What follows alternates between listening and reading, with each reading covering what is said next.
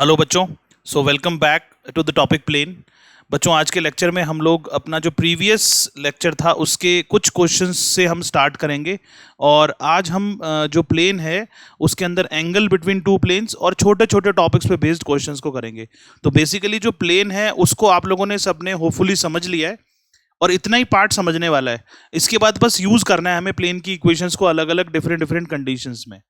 तो चलिए स्टार्ट करते हैं आज का लेक्चर। बच्चों, सारे बच्चे ध्यान से समझना और जितने भी क्वेश्चंस आपको कराते हैं वो साथ साथ अपने नोट्स की कॉपी में खुद सॉल्व करो। क्वेश्चंस को नोट करो और खुद सॉल्व करो, ठीक है। चलिए स्टार्ट करते हैं। तो बच्चों, यहां पर अब आप देख रहे हो एग्जाम्पल 4। ये हमने प्रीवियस लेक्चर में यहाँ ये एग्जाम्पल से अब छोड़ा था, तो हमें ये प्रीवियस लेक्चर कनेक्ट हो जाएगा इससे। तो हम लोगों ने अभी तक क्या पढ़ा था वो मैं तुम्हें हल्का सा बता दूं, क्योंकि वो चीज़ें यूज़ होने वाली हैं और इसको हम अलग से नोट डाल के समझ लेते हैं कि हमने अभी तक क्या पढ़ लिया। पिछले लेक्चर तक हमने ये देखा कि हमारे पास जो इक्वेशन ऑफ प्लेन है, जनरल इक्वेशन ऑफ प्लेन, वो हमारे सामने दो तरीके से आती है, वेक्टर और कार्टेशियन, है ना। तो अगर मैं कार्टेशियन इक्वेशन लिखूं a x plus b y plus c z is equal to d लिखूं, चाहे प्लस डी इक्वल टू 0 लिखूं, तो यहां पर आपको सबको पता होना चाहिए कि ए बी सी क्या है। Here a ratio b ratio c क्या होते हैं? Are the direction ratios of the normal, normal vector हो चाहे लाइन हो, नॉर्मल टू द प्लेन। जो प्लेन के ऊपर परपेंडिकुलर लाइन है या वेक्टर है उसके डायरेक्शन रेशोज होते हैं ए बी सी। अगर इसको फिगर में देखना चाहते हो तो आप इस तरीके से समझ में आएगा। मतलब आपको एक प्लेन की इक्वेशन अगर दे दी जाए तो सबसे पहले आपको डायरेक्शन रेशोज मिलते हैं नॉर्मल के। ये हमारा प्लेन है a x plus b y plus c z is equal to d. तो इस प्लेन के ऊपर जो परपेंडिकुलर होगा, इस प्लेन पे परपेंडिकुलर सपोज ये है, इसको नॉर्मल बोला जाता है, चाहे वेक्टर हो चाहे लाइन हो, क्योंकि लाइन के ऊपर ही वेक्टर लाई करेगा। तो ये हमारा एन वेक्टर है। तो इस एन वेक्टर के जो डायरेक्शन रेशोज होंगे वो हमारे ए रेशो बी रेशो सी होते हैं। ए रेशो बी रेशो सी, जो कि प्लेन की इक्वेशन को देखते ही पता लग जाते हैं। तो ये बात हमने प्रीवियस लेक्चर में सीख ली है। अब हम इस क्वेश्चन को सॉल्व करने जा रहे हैं इसी बेसिस पर। If a line drawn from the point -2 -1 3 meets the plane at right angle at the point 1 -3 3, find the equation of the plane. तो इस क्वेश्चन के अंदर अगर हम इस क्वेश्चन को सॉल्व करें तो एक रफ फिगर बना लेते हैं। जैसे फॉर एग्जांपल हमारे पास एक प्लेन है जिसकी इक्वेशन हमें फाइंड आउट करनी है। ये प्लेन सरफेस है एक, ठीक है, इसकी इक्वेशन निकालनी है।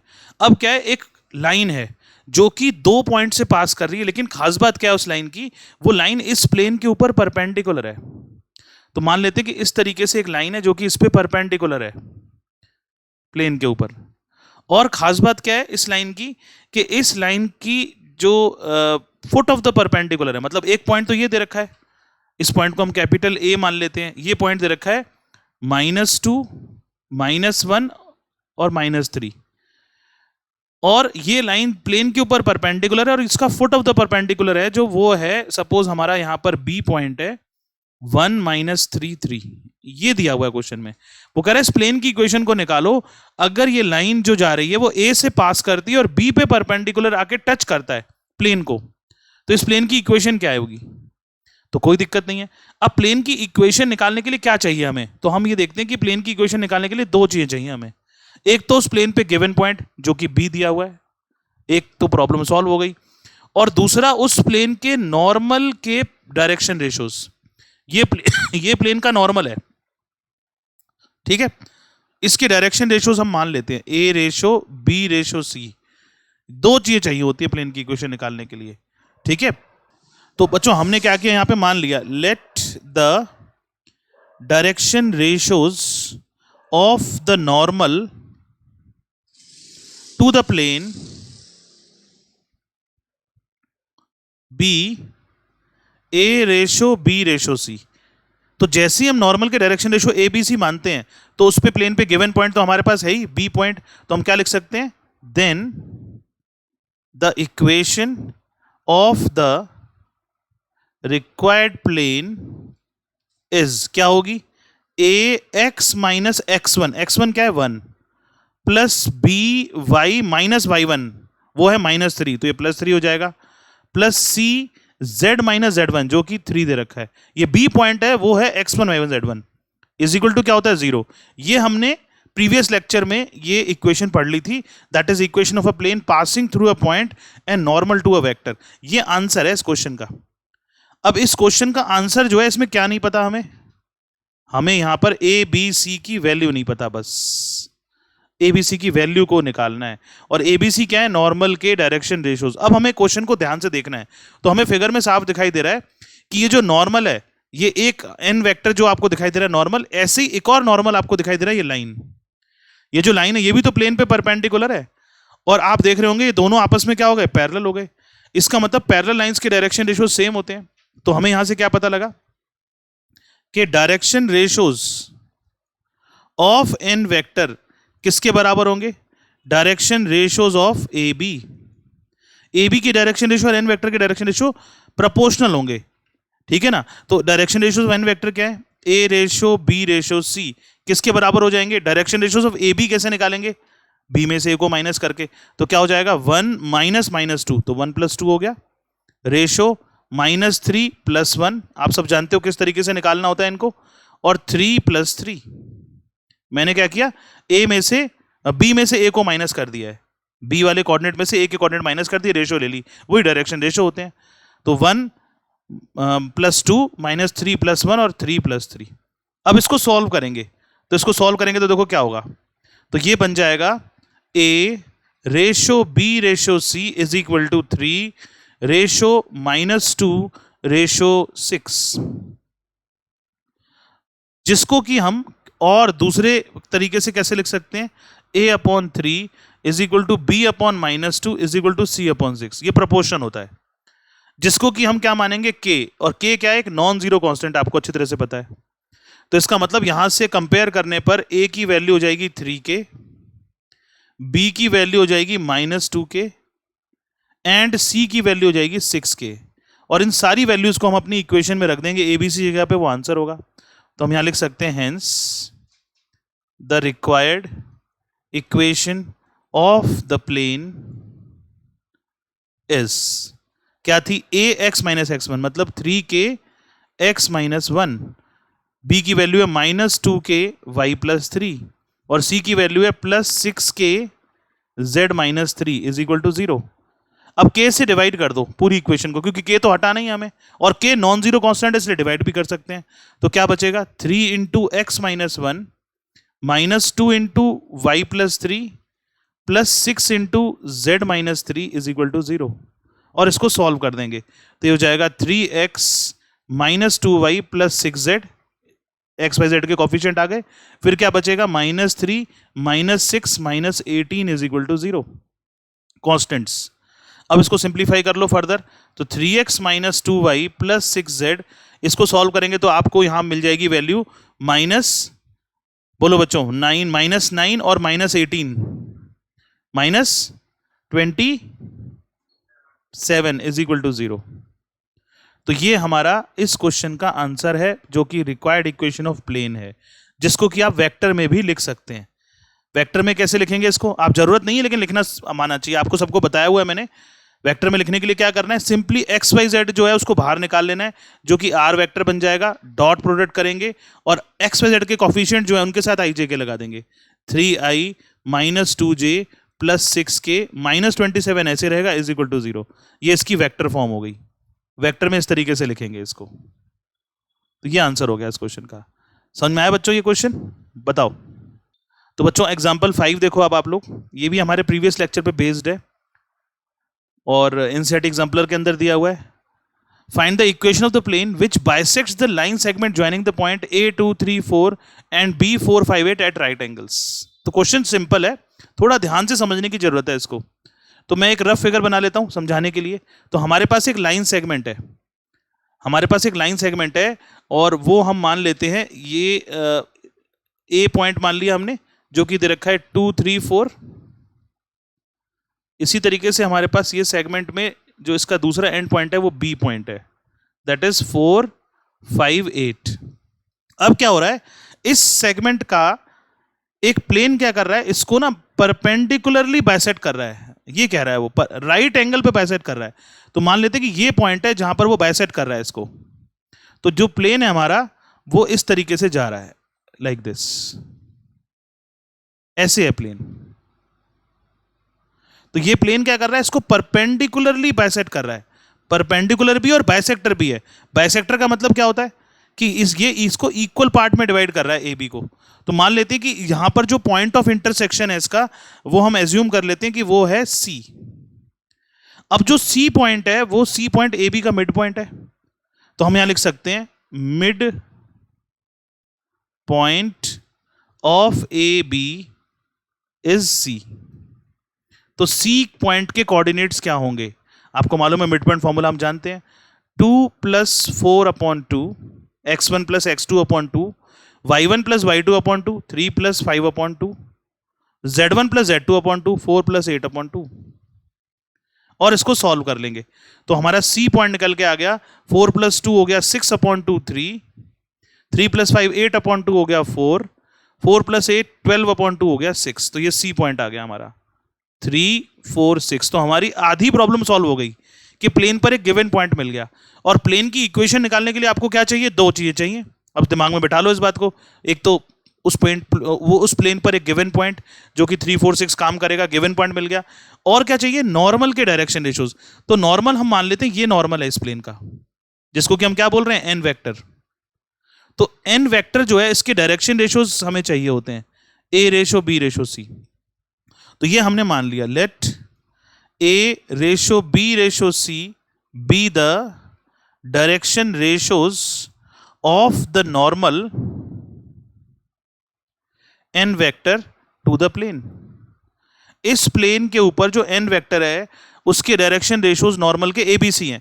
जैसे ही मुझे एबीसी मिले और प्लेन पर गिवन पॉइंट मिला सी, तो प्लेन की इक्वेशन निकल सकती है। तो हम लिखेंगे hence the equation of the required plane passing through, अब किस पॉइंट से पास कर रहा है वो, पासिंग थ्रू सी 3 4 6 इज, क्या होगी प्लेन की इक्वेशन, वो होगी ए x - x1, x1 क्या है 3 प्लस बी y - y1 क्या है 4 प्लस सी z - z1 क्या है 6 = 0।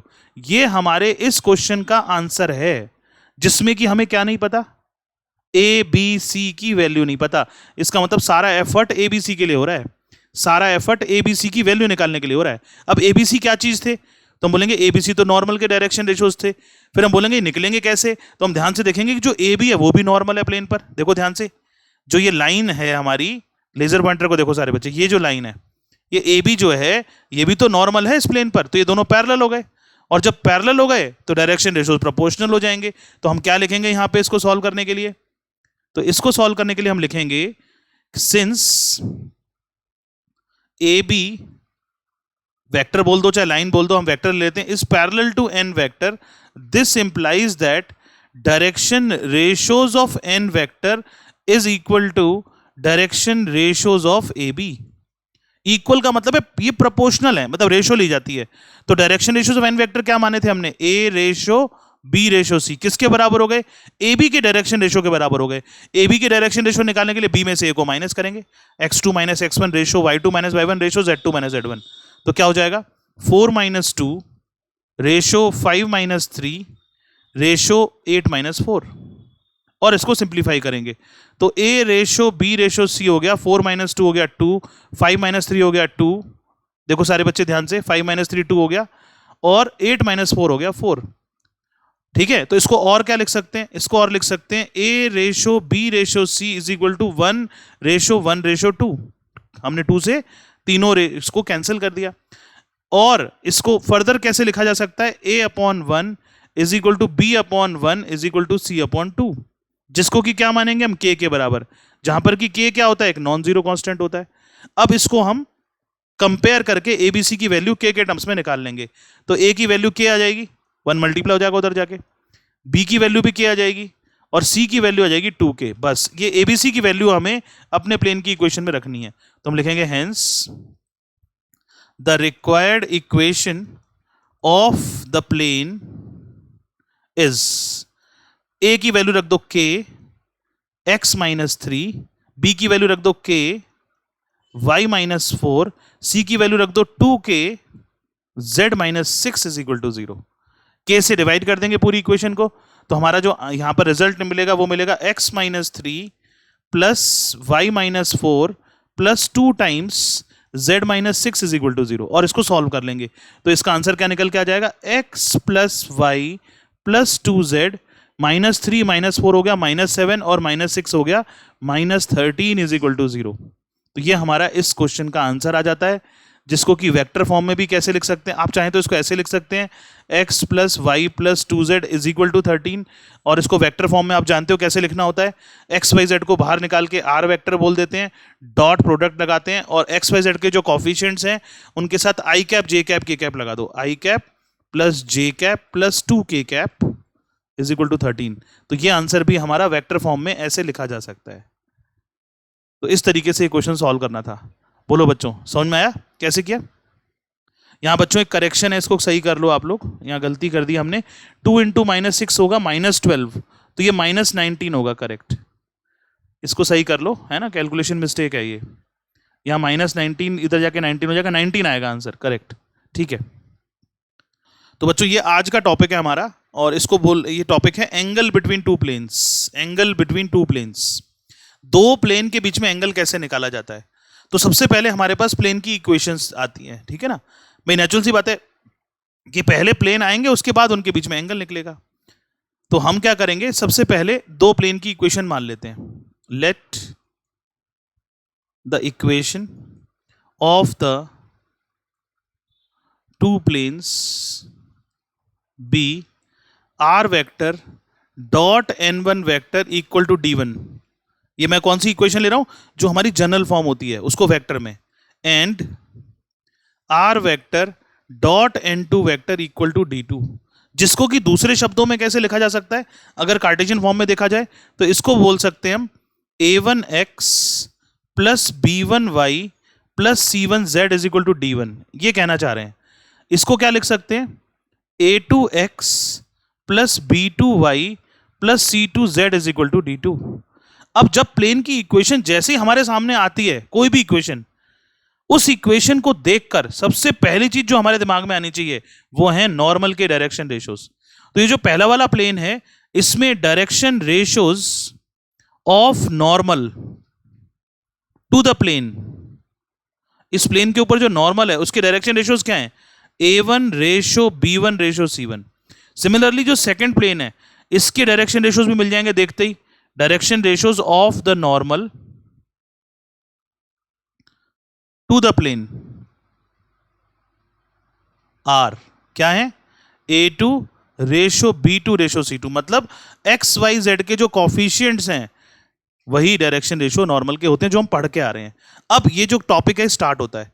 अब इस यहां पर प्लेन के बीच में एंगल निकालना है, तो एंगल बिटवीन टू प्लेन क्या होता है, तो हम पहले फिगर बना लेते हैं, उसके बाद इस बात को समझते हैं कि एंगल बिटवीन टू प्लेन क्या चीज है, ठीक है।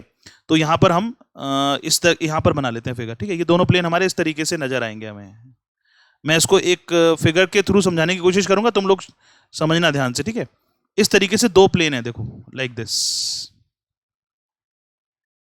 और इन दोनों प्लेन के बीच में एक एंगल बन रहा है। अब वो एंगल किसी भी तरीके का हो सकता है, एक्यूट भी हो सकता है, ऑब्ट्यूज भी हो सकता है। आपको मालूम है दो तरीके के एंगल बनेंगे दो प्लेन के बीच में, ठीक है। तो हमने मान लिया इनके बीच में एंगल है थीटा। तो एंगल बिटवीन टू प्लेन्स को निकालने के लिए हमारे पास प्लेन की इक्वेशन गिवन है पहले से ही। तो आप देख रहे होंगे ये पहला प्लेन है, जो इसको हमने बोल दिया r vector dot n1 vector equal to d1, और इस प्लेन को बोल दिया हमने r vector dot n2 vector equal to d2। तो जैसे ही हम इस प्लेन की इक्वेशन को देखते हैं तो हमें इस प्लेन की इक्वेशन पे नॉर्मल नजर आता है। तो ये जो प्लेन है इसका नॉर्मल मान लेते हैं, इस तरीके से है, ये इस प्लेन का नॉर्मल है, जिसको कि हम क्या बोल रहे हैं, n1 वेक्टर। ये हमारा n1 वेक्टर है, जिसके की डायरेक्शन रेशियोज क्या है, a1 ratio b1 ratio c1। ऐसे ये जो प्लेन है दूसरा वाला, इसका नॉर्मल है हमारे पास एक n2 वेक्टर, इसके भी डायरेक्शन रेशियोज हमारे पास हैं a2 ratio b2 ratio c2। तो डेफिनेशन ये कहती है कि angle between two plane is same as the angle between their normals. मतलब दो प्लेन के बीच में अगर एंगल निकालना है तो वो एंगल वही होता है जो उनके नॉर्मल के बीच में होता है। तो सीधी सी बात है, नॉर्मल पता लग जाए। तो नॉर्मल क्या है, दो वेक्टर हैं, तो इसका मतलब ये एंगल भी क्या होगा, थीटा ही होगा। तो इस बात को यहां पे मेंशन कर लेते हैं, ये डेफिनेशन है इस टॉपिक की। क्या है definition? The angle between two planes is same as the angle between their normals। दो प्लेन्स के बीच में जो एंगल होता है वह वही एंगल होता है जो उनके नॉर्मल के बीच में होता है। तो ये बड़ी इंपॉर्टेंट बात है हमारे लिए, और इसके बेसिस पे क्वेश्चन आएंगे, अलग अलग टाइप के क्वेश्चन आपके सामने आएंगे। तो इसका मतलब मुझे अल्टीमेटली जो एंगल निकालना है वो n1 और n2 वेक्टर के बीच में निकालना है। तो इसका मतलब हमारा पूरा क्वेश्चन जो है वो प्लेन से वेक्टर पे चला गया। n1 वेक्टर और n2 वेक्टर के बीच में जो एंगल है वही प्लेन के बीच में एंगल है। और एंगल बिटवीन टू वेक्टर का फॉर्मूला क्या था? That is cos theta is equal to n1 vector dot n2 vector upon n1 का मैग्नीट्यूड इंटू n2 का मैग्नीट्यूड। तो ये है एंगल बिटवीन टू प्लेन्स का निकालने का फॉर्मूला, जो कि वेक्टर फॉर्म में है। मतलब n1 और n2 अगर हमें वेक्टर दिखाई दे रहे हैं तो हम डायरेक्ट अपना ये फॉर्मूला लगा के angle between two planes find out कर सकते हैं। इस फॉर्मूले को हम कार्टेशियन फॉर्म में भी देख सकते हैं। यही फॉर्मूला कार्टेशियन फॉर्म में कैसे लिखा जाएगा? क्योंकि हमें डायरेक्शन रेशियोज भी पता है, और आपको मालूम है जब डायरेक्शन रेशियो पता है हमें दो वेक्टर के या लाइन के, तो उनके बीच में एंगल निकाला जा सकता है। और वो एंगल बिटवीन टू लाइंस हो गया in terms of the direction ratios. तो डायरेक्शन रेशियोज के फॉर्म में कैसे आएगा एंगल का formula? a1 a2 plus b1 b2 plus c1 c2 upon under root a1 square plus b1 square plus c1 square into under root a2 square plus b2 square plus c2 square. यहां पर हमने n1 n2 की value रख दी, बस और कुछ नहीं किया। तो ये हमारा फॉर्मूला जो नजर आ रहा है हमें, that is the formula to find the angle between two planes in both the forms, that is in vector form and in Cartesian form. ये वाला फॉर्मूला हमारे किस फॉर्म में? वेक्टर फॉर्म है। अगर वेक्टर फॉर्म दी हुई है प्लेन की तो ये लगाएंगे, और कार्टेशियन फॉर्म दी है तो ये लगा देंगे। ये हमारी कार्टेशियन फॉर्म है।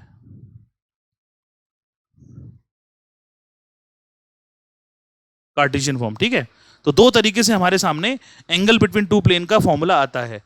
अब ध्यान देने वाली बात क्या है, जो बहुत ही इंपॉर्टेंट चीज है, जो आपको हमेशा याद रखनी है, नोट करने वाली बात। क्या नोट करना है?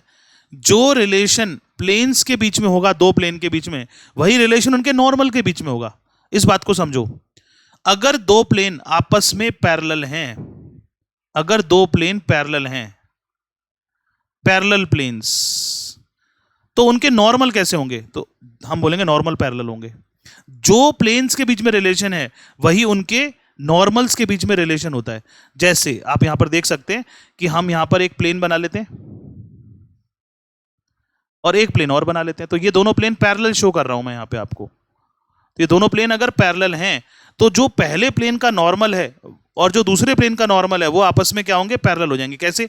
मान लेते हैं कि ग्रीन कलर वाला जो नॉर्मल है वो हमारे ऊपर वाले प्लेन का है, ठीक है ना, n1 वेक्टर।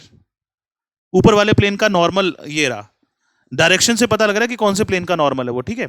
और नीचे वाले प्लेन का नॉर्मल मैं येलो कलर से बना देता हूं, ऊपर की तरफ जा रहा है जो, ये हो गया n2 वेक्टर। तो आप देख रहे होंगे कि जो प्लेन पैरेलल हैं आपस में उनके नॉर्मल भी पैरेलल होंगे, क्योंकि ये परपेंडिकुलर इसके ऊपर भी होगा। तो हम यहां पर लिख सकते हैं कि जो n1 वेक्टर है वो n2 वेक्टर के पैरेलल हो जाएगा। ये n1 वेक्टर, मैंने n वेक्टर लिखा है ना, दिस इज n1 वेक्टर। तो n1 vector is parallel to n2 vector. तो पैरेलल प्लेन्स की कंडीशन हो गई।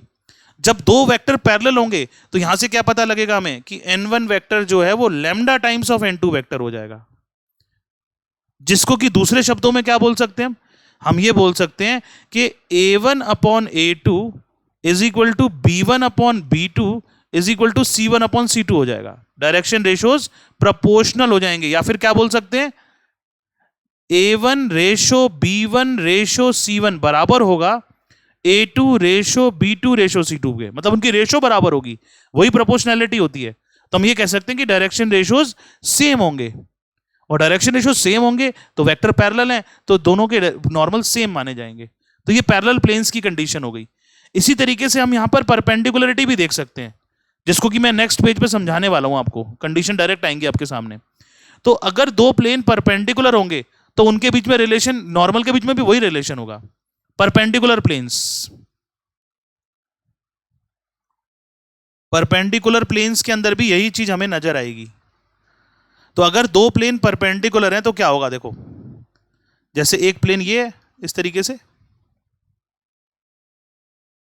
और दूसरा प्लेन इस तरीके से जो कि इस पे परपेंडिकुलर है, like this.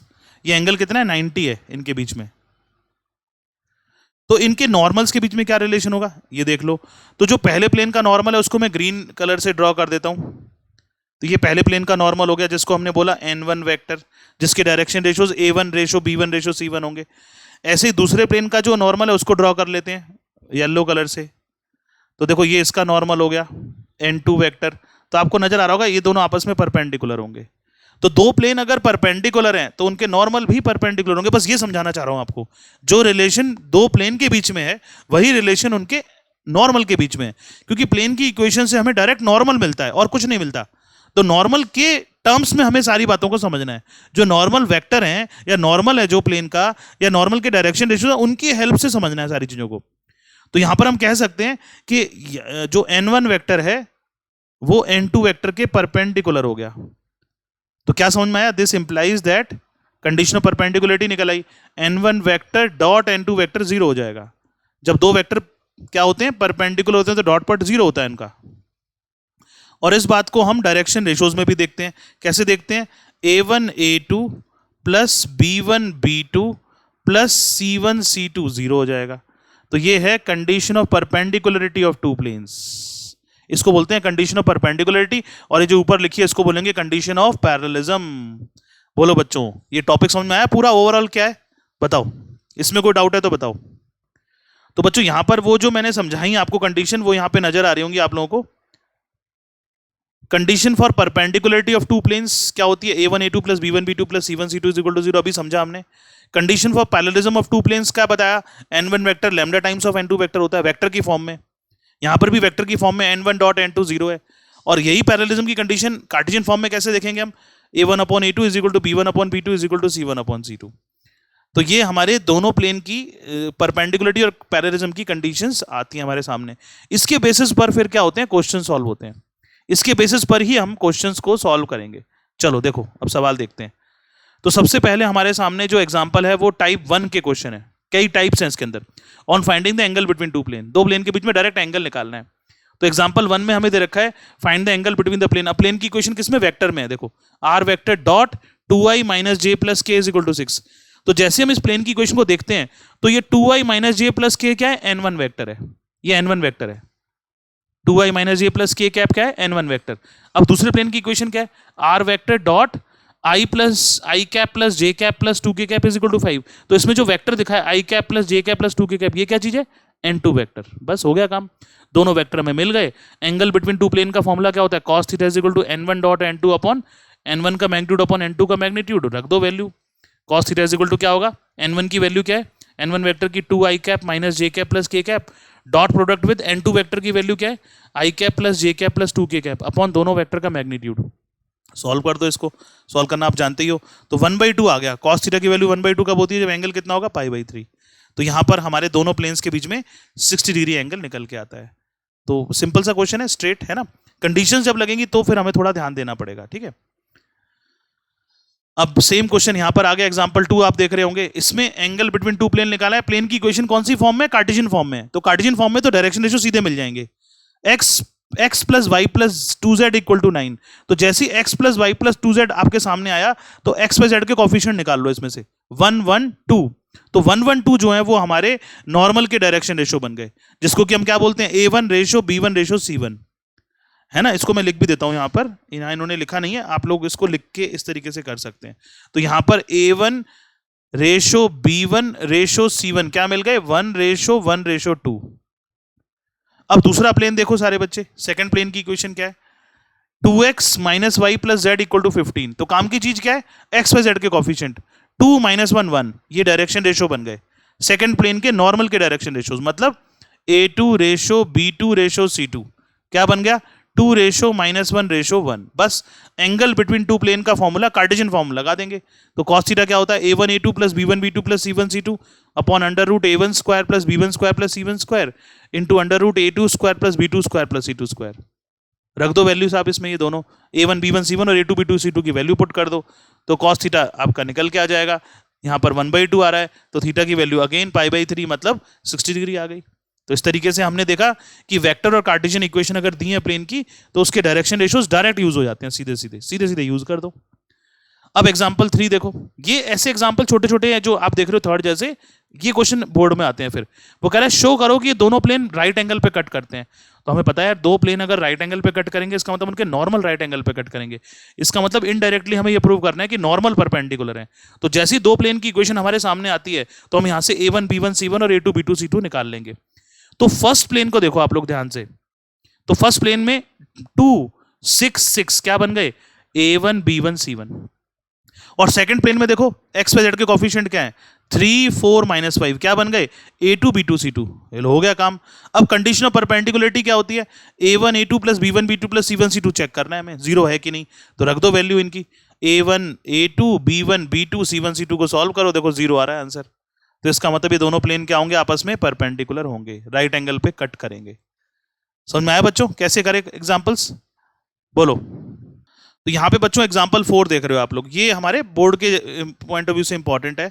If the planes are vector dot 2i - j plus lambda k = 5 and r vector dot 3i + 2j + 2k = 4 are perpendicular, ये दोनों प्लेन परपेंडिकुलर हैं। तो कह रहा है लैम्डा की वैल्यू बताओ। तो सिंपल सी बात है, अब जब दो प्लेन वेक्टर फॉर्म में दिए हुए हैं और ये परपेंडिकुलर हैं, तो जब हम इसको सॉल्व करेंगे तो हम यहाँ पर फर्स्ट प्लेन का नॉर्मल निकाल लेंगे, n1 वेक्टर। तो बताओ n1 वेक्टर क्या है, 2i cap minus j cap plus lambda k cap, ये हमारा पहला नॉर्मल निकल आया। और दूसरा नॉर्मल क्या है, एंड n2 वेक्टर है 3i cap plus 2j cap plus 2k cap, ये हमारा n2 वेक्टर हो गया बच्चों। दोनों नॉर्मल निकाल लिए प्लेन में से। नाउ क्या गिवन है क्वेश्चन में, if the two given planes are perpendicular, this implies that n1 vector dot n2 vector 0 होगा। दोनों प्लेन अगर परपेंडिकुलर हैं तो उनके नॉर्मल क्या होंगे, वो भी परपेंडिकुलर होंगे, तो डॉट पर 0 हो जाएगा। तो n1 वेक्टर क्या दे रखा है, 2i cap minus j cap plus lambda k cap dot product with 3i cap plus 2j cap plus 2k cap = 0। चलो जी डॉट पॉट कर दो इसका, तो 2 × 3 हो गया 6 माइनस माइनस मैंने लगा दिया j वाला, तो -1 × 2 हो गया -2 प्लस 2 लैम्डा = 0। तो यहां से सॉल्व कर लो इसको, तो ये हो गया, यहां बनेगा 4 + 2 लैम्डा = 0। तो लैम्डा की वैल्यू क्या आ गई, -2। तो -2 आंसर हो गया इस क्वेश्चन का। 2 मार्क्स का क्वेश्चन है, ठीक है। समझ में आया बच्चों, बोलो। अब बच्चों हमारी टाइप 2 स्टार्ट होती है यहाँ पे। ये टाइप 2 के क्वेश्चंस ना अच्छे क्वेश्चंस हैं बोर्ड के पॉइंट ऑफ व्यू से। टाइप 1 में कितने क्वेश्चन थे, परपेंडिकुलरिटी और इसके ऊपर क्वेश्चन थे, है ना। अब आ रहा है on finding the equation of plane passing through a given point and perpendicular to two given planes. अब प्लेन की इक्वेशन को फाइंड आउट करना है। तो कह रहा है एक प्लेन की इक्वेशन निकालनी है जो कि एक गिवन पॉइंट से पास कर रहा है और दो प्लेन के परपेंडिकुलर है। तो इसको कैसे सॉल्व करेंगे ये समझना है ना, ये भी बड़ा इंटरेस्टिंग है और ईजी है क्वेश्चन बहुत। तो देखो यहां पर हमें क्वेश्चन क्या दिया हुआ है, इसको देखो सारे बच्चे। तो यहां पे आप देख रहे हो एग्जांपल 5, ठीक है। Find the equation of the plane passing through the point 1 1 -1 and perpendicular to the planes x + 2y + 3z - 7 = 0 and 2x - 3y + 4z = 0। CBSE 2003 में बोर्ड में क्वेश्चन आया ये, ठीक है। तो जो क्वेश्चन में हमें निकालना है उसको एक रफ फिगर बना के समझ लेते हैं। ये क्या कहना चाह रहे हैं यहाँ पे, देखो हमारे पास एक प्लेन है जिसकी इक्वेशन हमें फाइंड आउट करनी है। मान लेते हैं ये प्लेन है, इस प्लेन की इक्वेशन को फाइंड आउट करना है। इस प्लेन पर एक पॉइंट गिवन है, तो आधी समस्या तो सॉल्व हो गई। प्लेन के ऊपर गिवन पॉइंट मिल गया, ये हमारा प्लेन का गिवन पॉइंट है। तो इसका मतलब हमारी सारी मेहनत इस प्लेन के नॉर्मल के डायरेक्शन रेशियोज निकालने के लिए ही होगी, क्योंकि आपको मालूम है प्लेन की इक्वेशन निकालने के लिए उस पर एक गिवन पॉइंट चाहिए होता है और उस प्लेन के नॉर्मल के डायरेक्शन रेशियो चाहिए होते हैं।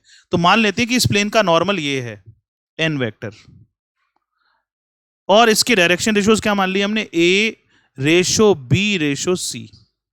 अब क्या दिया हुआ है, इस प्लेन के परपेंडिकुलर दो प्लेन दिए हुए हैं, इस प्लेन के परपेंडिकुलर दो प्लेन है। तो एक प्लेन तो मैं मान लेता हूं यहां पर है इस तरीके से, ये एक रफ फिगर है तो आप लोग इसको इस तरीके से मत समझना, सिर्फ समझाने के लिए बना रहा हूं, लाइक दिस।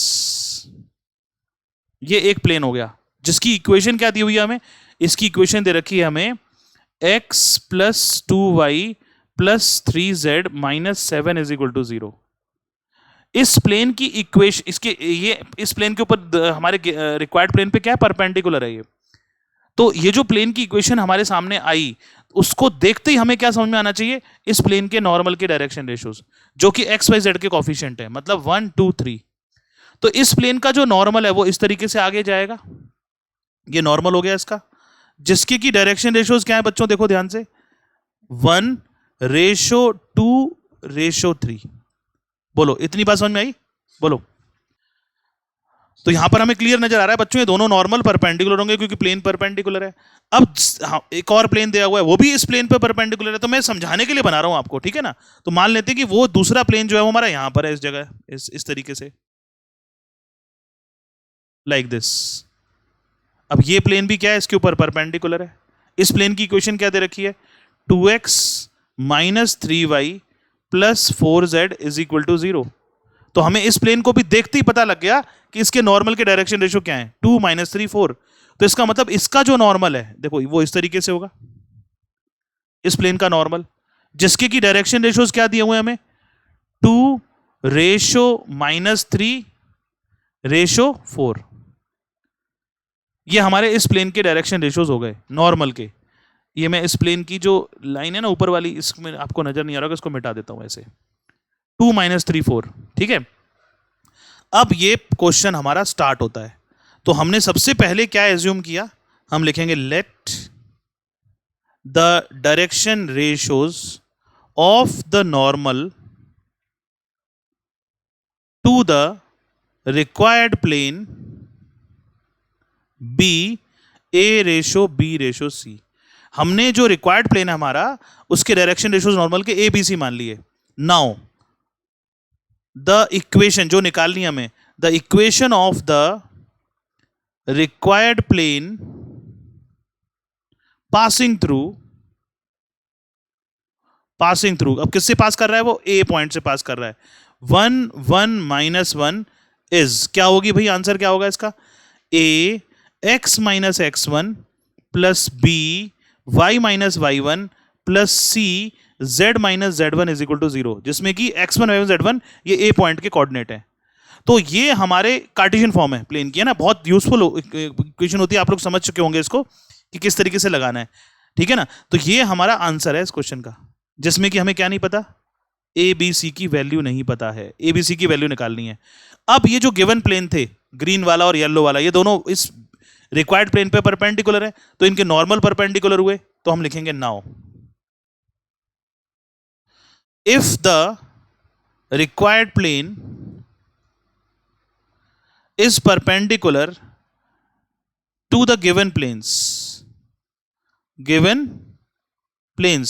कौन से given plane है, x plus 2y plus 3z minus 7 is equal to 0 and 2x minus 3y plus 4z is equal to 0, then condition of perpendicularity क्या होती है आपको पता है, a1 a2 plus b1 b2 plus c1 c2 0 होगा, और वो दोनों प्लेन के साथ होगा। पहले इस व्हाइट वाले प्लेन को जो हमें निकालना है, इसको ग्रीन के साथ लेना है, फिर इसको येलो के साथ लेना है। तो हमें डायरेक्शन रेशियोज में लगानी है कंडीशन। तो आप देखो पहले 1 2 3 और एबीसी में लगाओ, तो क्या हो जाएगा, 1 into a plus 2 into b plus 3 into c is equal to 0। ये बन गई फर्स्ट इक्वेशन। और दूसरी इक्वेशन कैसे बनेगी, जब व्हाइट वाले प्लेन वाला जो नॉर्मल है वो येलो वाले नॉर्मल के साथ परपेंडिकुलर होगा, तो यहां पर लगा दो 2 माइनस 3 4 और एबीसी में, तो क्या होगा, a1 a2 मतलब 2a minus 3b plus 4c is equal to 0 हो जाएगा। ये है इंपॉर्टेंट स्टेप सबसे। अब इन दोनों इक्वेशंस को कैसे सॉल्व करेंगे बच्चों, क्रॉस मल्टीप्लीकेशन प्रोडक्ट मेथड से, आप जानते हो। तो लिखेंगे हम by cross multiplication product method, लगा दो इन दोनों इक्वेशंस में। तो कैसे लिखते हैं, a upon is equal to minus b upon is equal to c upon, आप सबको याद होगा कैसे लगाते हैं इसको, तो इन दोनों इक्वेशन में ए अपॉन क्या आएगा, देखो ए वाले पार्ट को छोड़ देंगे, याद है ना सबको, क्रॉस मल्टीप्लिकेशन प्रोडक्ट मेथड कैसे लगाते हैं, बोलो बच्चों, ऐसा कोई है जिसको, ऐसा तो नहीं है कोई जिसको नहीं आता है, तो देखो ए वाला पार्ट छोड़ दिया मैंने, अब जो बच गया उसके कॉफिशिएंट लो, 2 इंटू फोर क्या हो गया 8, बीच में आता है माइनस बाई डिफॉल्ट, और -3 × 3 दैट इज -9, तो ये +9 हो जाएगा, ये लो ए वाला पार्ट सॉल्व हो गया। अब बी वाले के लिए सॉल्व करेंगे, चलो जी इसको छोड़ देंगे, बी के नीचे माइनस बी के नीचे क्या आएगा, वही कॉफिशिएंट ले लो, ए के साथ 1 है तो 1 × 4 4 हो गया, बीच में माइनस आएगा, 2 × 3 6, ठीक है, 4 - 6। अब सी वाला पार्ट पकड़ेंगे, चलो जी इसको छोड़ दो, अब कॉफिशिएंट पकड़ो जो बच गए उनके, 1 × -3 1 × -3 हो गया -3, बीच में माइनस आएगा, और 2 × 2 हो गया 4। तो ये हमारे ए बी सी जो हैं उनको हमने क्रॉस मल्टीप्लिकेशन प्रोडक्ट मेथड से निकाल लिया।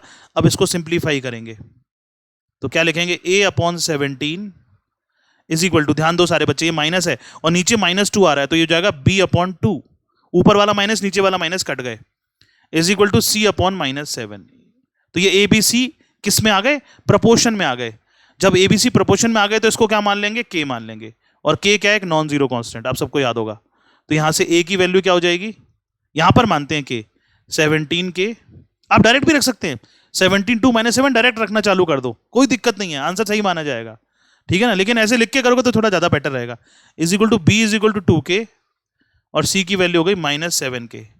इन वैल्यूज को रख देंगे अपनी प्लेन की इक्वेशन में, तो हम लिखेंगे hence the required equation of the plane is, क्या थी प्लेन की इक्वेशन, ये नीले रंग के डब्बे में बंद है जो, तो इसमें रख दो वैल्यू, a की value 17k into x - 1 plus b की value 2k into y - 1 plus c की value -7k into z + 1 is equal to 0। k से डिवाइड कर देंगे पूरी इक्वेशन को, नॉन जीरो कांस्टेंट है, तो ये हो जाएगा 17 into x - 1 plus 2 into y - 1 -7 into z + 1 is equal to 0। इसको सॉल्व करेंगे तो ये हो जाएगा 17x plus 2y minus 7z, ये हो गए वेरिएबल्स। अब कांस्टेंट देखो, प्लस 17 - 2 - 7 इज इक्वल टू 0। इसको सॉल्व कर लो तो 17x plus 2y minus 7z, तो ये कितना हो गया 9, 17 - 9 करेंगे तो क्या बचेगा 8 इज इक्वल टू 0। तो ये हमारे प्लेन की रिक्वायर्ड इक्वेशन आ चुकी है, जिसको कि वेक्टर में भी लिख सकते हैं। -17 आ रहा है, -17 देखो कैसे आ रहा है, अच्छा सॉरी, हाँ -17, ठीक है, सॉरी, ठीक है, वो मैंने ध्यान नहीं दिया, ये -17 आ गया, करेक्ट, -17, ये -17 है, तो ये चेंज हो जाएगा ना, अब चेंज हो गया। चलो करो, कितना हो गया ये, -26 करेक्ट।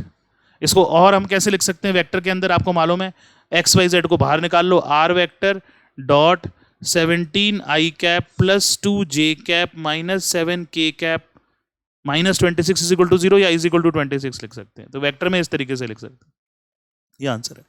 ठीक है बच्चों, समझ में आया क्वेश्चन, ये सारे ज्यादा मार्क्स के, सबसे ज्यादा मार्क्स के क्वेश्चंस हैं। पहले बोर्ड में जब ये आए थे तो उसमें 6 मार्क्स के हुआ करते थे, और क्वेश्चन अच्छे हैं, कोई इजी मुश्किल भी नहीं है, सही है, कॉन्सेप्ट लगाना है बस। बताओ बच्चों, इसमें कोई डाउट किसी को, बोलो। तो यहां बच्चों आप टाइप 3 देख रहे हो, देखो टाइप 3।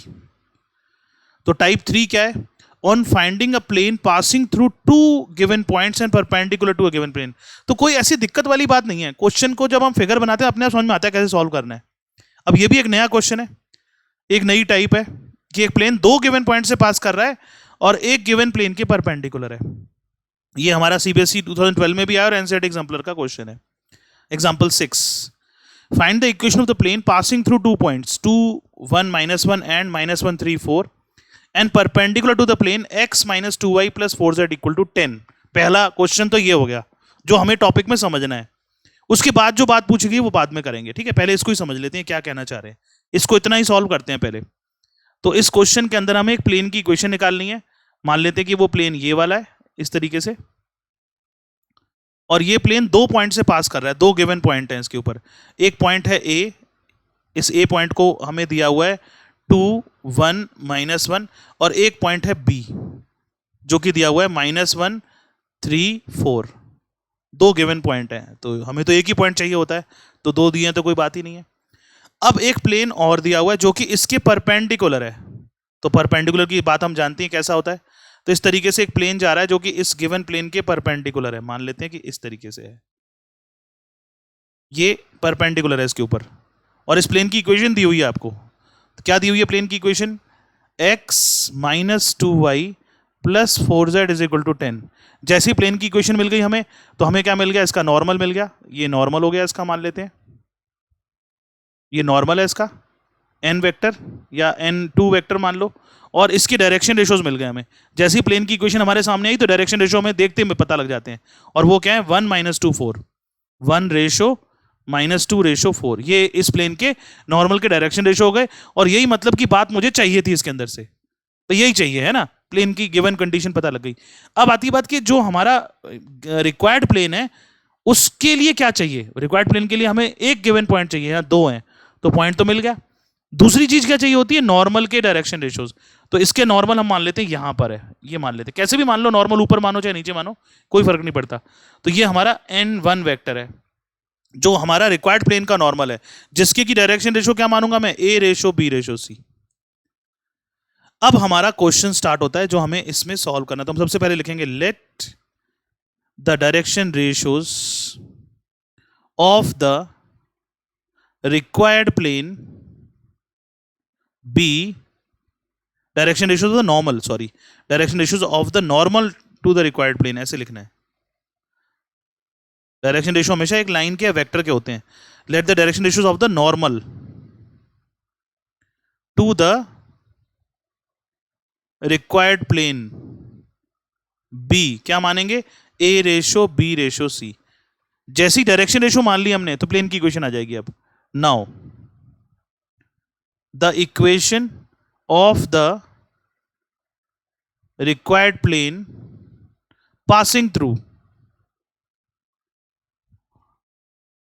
अब किससे पास कर रहा है? ए पॉइंट से। 2 1 -1 इज क्या होगी equation? a x - x1 plus b y - y1 plus c z - z1 = 0। x1 y1 z1 क्या चीज है? a पॉइंट के कोऑर्डिनेट 2 1 -1। तो ये हमारा आंसर आ गया क्वेश्चन का। लेकिन हमें इस आंसर में क्या नहीं पता है बच्चों? a b c की वैल्यू, ये नहीं पता हमें। अब आती है नेक्स्ट कंडीशन। तो हमारा एक पॉइंट तो यूज हो गया।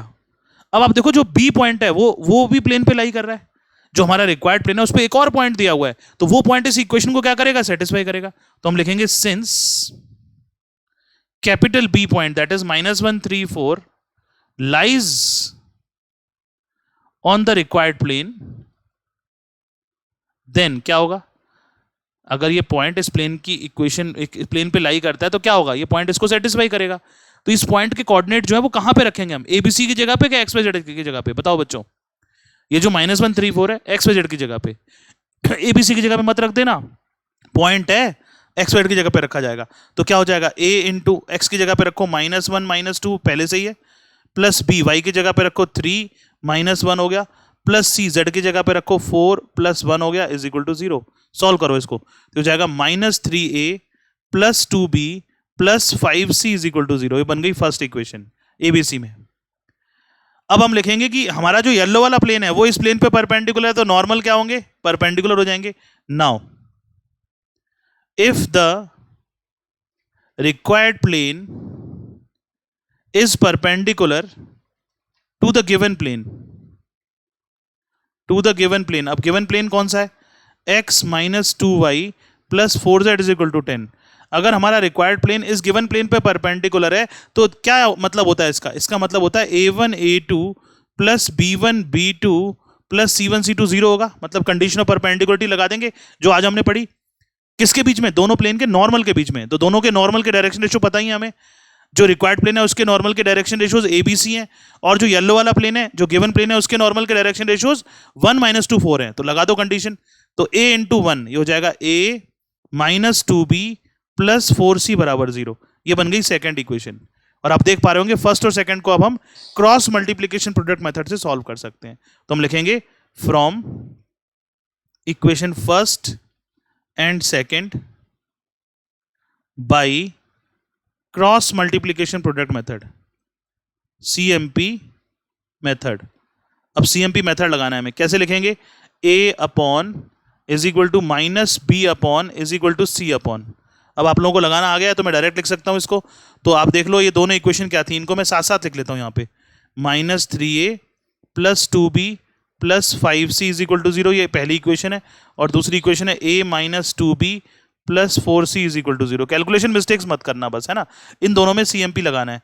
तो a को ढक लिया तो हो जाएगा 2 × 4 8, यहाँ आएगा 8, माइनस आएगा, फिर -10 आ रहा है तो ये +10 हो गया। फिर b के लिए लेंगे, b के लिए क्या होगा? -12, बीच में माइनस आता है, -12 - 5, 5 आ रहा है ना, -5। c के लिए क्या होगा? देखो 6 - 2, 6 - 2, तो ये हो जाएगा a upon 18 is equal to, अब देखो नीचे -17 आ रहा है तो b अपॉन क्या हो जाएगा? 17, क्योंकि दोनों माइनस कैंसिल हो गए, और c अपॉन क्या आ रहा है? 4।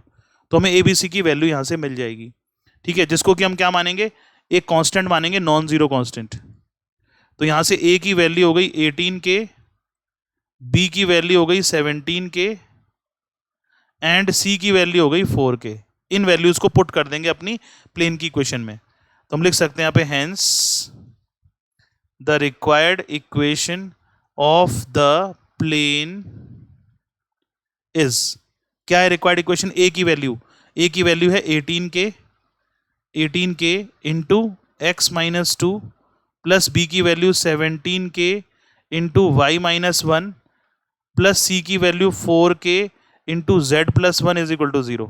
k से इसको डिवाइड कर देंगे तो हो जाएगा 18 into x - 2 plus 17 into y - 1 plus 4 into z + 1 is equal to 0। और इसको सॉल्व कर देंगे, तो ये सॉल्व करके देखो क्या आएगा। सॉल्व करो इसको। तो यहाँ पे बच्चों हम देख रहे हैं इसको सॉल्व करके आंसर क्या आ गया? 18x + 17y + 4z - 49 is equal to 0। तो 49 को वहां ले जा सकते हैं, ठीक है। तो इसको और क्या लिख सकते हैं? 18x + 17y + 4z is equal to 49। ये हमारा फाइनल आंसर आ गया इस क्वेश्चन का, ठीक है। ये समझ में आया बच्चों? यहां तक बताओ मुझे। तो यहाँ पे बच्चों जो सेकंड पार्ट है ना इस क्वेश्चन का, ये वाला, ये लाइनल प्लेन के अंदर आएगा। तो इसको अभी मत आप लोग करो, इससे कंफ्यूजन बढ़ेगा। अभी सिर्फ मैंने आपको क्या बताया है? आपको मैंने ये सिखाया है यहाँ पर equation of a plane passing through 2 given points are perpendicular to a given plane, ये सिखाया है बस। ये बात हमारी आगे आने वाले टाइम पर आएगी, जो हमारे नेक्स्ट आगे के लेक्चर्स में इन्वॉल्व होगा टॉपिक लाइन और प्लेन के बीच में, ठीक है। तब सीखेंगे इस बात को। तो एकदम सारा चीज इकट्ठे नहीं करनी है, छोटे छोटे पार्ट में उसको सीखना है। तो जितना हम पढ़ रहा है हमने आज हमने टॉपिक सीखा है उसके बेस पे हमने ये क्वेश्चंस किया है, ये क्वेश्चन कर रहे हैं हम लोग, ठीक है। तो बच्चों आप देखो यहां पर जो एग्जांपल 7 देख रहे हो, ये बिल्कुल सेम क्वेश्चन है जो मैंने अभी कराया आपको। Find the equation of plane passing through 2 points, दोनों पॉइंट दिए हुए हैं, and perpendicular to the plane, है ना। सेम क्वेश्चन है, 2012 में है। इस क्वेश्चन को आप नोट कर लो और ये खुद करके देखो आप, है ना, नोट कर लो इसको। ये खुद ट्राई करना है आपको, जैसे मैंने अभी किया है क्वेश्चन सॉल्व, बिल्कुल वैसे ही करना है आपको। तो ये आंसर बेटा इस क्वेश्चन का आएगा, सारे बच्चे देख लो, 5x + 2y - 3z = 17। ये क्वेश्चन आप लोग खुद ट्राई कर लेना, और नहीं आएगा तो मुझे बता देना, मैं सॉल्व करके दिखा दूंगा। लेकिन करना बिल्कुल वैसे ही, तो ये आपकी एक प्रैक्टिस के लिए क्वेश्चन हो जाएगा, ठीक है। इसका आंसर नोट कर लेना साथ में, और फिर सॉल्व करके वेरीफाई कर लेना। तो यहां पे बच्चों आप देख रहे हो equation of a plane parallel to a given plane, parallelism की कंडीशन है। अभी तक मैंने क्या बताया? परपेंडिकुलरिटी वाला। हमने दो ही केस पढ़े ना, एंगल बिटवीन टू प्लेन के अंदर दो केस पढ़े हमने, पैरेलल और परपेंडिकुलर। अभी तक इसके ऊपर के क्वेश्चन सारे क्या थे? परपेंडिकुलर वाले। अब पैरेलल वाली चीज देख रहे हैं। तो पैरेलल वाला कॉन्सेप्ट बहुत ईजी है और बहुत इंटरेस्टिंग है। तो जब हम दो प्लेन मान लेते हैं हम लोग, हमारे पास एक प्लेन दे रखा है सपोज इस तरीके से, ये एक प्लेन है हमारे पास और इसकी इक्वेशन हमें पता है। ये जो प्लेन है इसकी इक्वेशन हम मान लेते हैं, इसकी इक्वेशन है r vector dot n vector equal to d1, जिसको कि मैं ऐसे भी बोल सकता हूं ax + by + cz equal to D1। अब क्या हुआ, इस प्लेन के पैरेलल एक प्लेन आया, इस प्लेन के पैरेलल एक प्लेन आ गया हमारे पास लाइक दिस। तो इसकी इक्वेशन क्या होगी, ये है इंपॉर्टेंट बात। तो हमें अच्छी तरह से पता है कि अगर दो प्लेन पैरेलल होंगे तो उनका नॉर्मल जो है वो कॉमन होगा, एक तरीके से नॉर्मल के डायरेक्शन रेशियो सेम होंगे। तो जो ऊपर वाला प्लेन है उसका नॉर्मल क्या है, एन वेक्टर है, तो इस प्लेन का भी नॉर्मल एन वेक्टर ही हुआ। बोलो बच्चों, नॉर्मल तो सेम ही हो गया कि उस प्लेन से जो नॉर्मल गिर रहा है वो इसके ऊपर भी परपेंडिकुलर होगा। तो इसका मतलब क्या हुआ कि ए रेशो बी रेशो सी जो डायरेक्शन रेशोज हैं वो दोनों प्लेन के लिए सेम हो गई। तो कहने का मतलब है जो नीचे वाला प्लेन होगा इसकी जो इक्वेशन है, रिक्वायर्ड इक्वेशन, वो क्या होगी, वो होगी r vector dot n vector, वही रहेगा, बस ये चेंज हो जाएगा कांस्टेंट। कहने का मतलब है इसका आंसर क्या होगा, a x plus b y plus c z equal to D2। सिर्फ कांस्टेंट का अंतर होगा और कुछ नहीं होगा, डिफरेंस सिर्फ कांस्टेंट का होगा, नॉर्मल सेम होगा दोनों का। ये है खास बात, छोटा सा टॉपिक है। दो प्लेन अगर पैरेलल हैं तो उनके नॉर्मल सेम होता है। अब इसके ऊपर एक क्वेश्चन देखोगे आपको ये समझ में आ जाएगा कैसे क्वेश्चन आपको करना है एग्जाम में, किस तरीके का क्वेश्चन आएगा। देखो ये क्वेश्चन है, find the equation of plane passing through the point 1 4 -2 and parallel to the plane -2x + y - 3z = 7। तो हमें क्या दिया हुआ है इस क्वेश्चन में, जब इस क्वेश्चन को हम सॉल्व करेंगे तो हमें एक प्लेन की इक्वेशन निकालनी है। तो वो प्लेन ये वाला मान लेते हैं, ये प्लेन है जिसकी इक्वेशन निकालनी है। अब ये एक पॉइंट से पास कर रहा है, कैपिटल ए पॉइंट मान लेते हैं, 1 4 -2। जब हमें पॉइंट मिल गया तो क्या नहीं है हमारे पास इस क्वेश्चन में, इस प्लेन की इक्वेशन निकालने के लिए, नॉर्मल। तो वो नॉर्मल हम मान लेते हैं ये है, ये हमारा नॉर्मल है इस प्लेन का, जो कि इस पे परपेंडिकुलर है एन वेक्टर, जिसके की डायरेक्शन रेशियोज ए रेशो बी रेशो सी मान लूंगा। अब वो कह रहा है कि ये जो प्लेन है इसके पैरेलल एक प्लेन है, ये रहा, इसके पैरेलल एक प्लेन बना लेते हैं समझने के लिए, और इसकी इक्वेशन गिवन है, that is -2x + y - 3z = 7।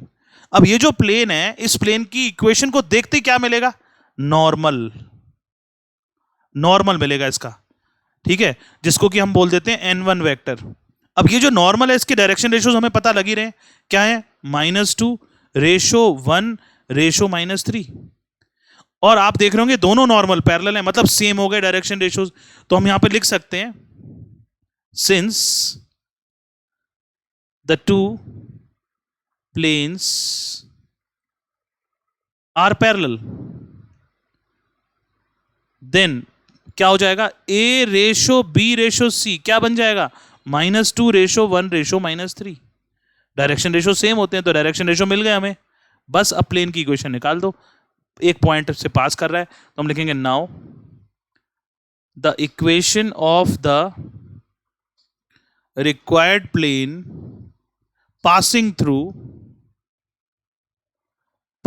अब किस पॉइंट से पास कर रहा है, ए पॉइंट से, 1 4 -2 इज क्या होगा, a x - x1 plus b y - y1 plus c z - z1 = 0। अब ये आंसर है हमारा। अब इसमें ए बी सी हमें नहीं पता थे, जो कि पता लग चुके हैं। अब आप इसको चाहे तो डायरेक्ट पुट कर दो, चाहे इसको अपॉन करके के मान के कर लो, एक ही आंसर आने वाला है। तो आप आदत बना लो डायरेक्ट पुट करने की, अब सीधा रख दो इसको। तो ए की वैल्यू क्या है, तो हम क्या लिख सकते हैं, और ए की वैल्यू है -2 × x - 1 plus 1 × y - 4 plus -3 × z + 2 = 0।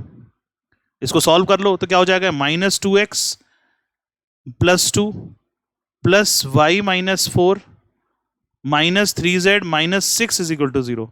तो ये बन गया -2x प्लस y -3z, और इसको हम सॉल्व करेंगे तो ये हो जाएगा -8 = 0। तो -1 से डिवाइड कर देंगे इसको तो हो जाएगा 2x - y, 2x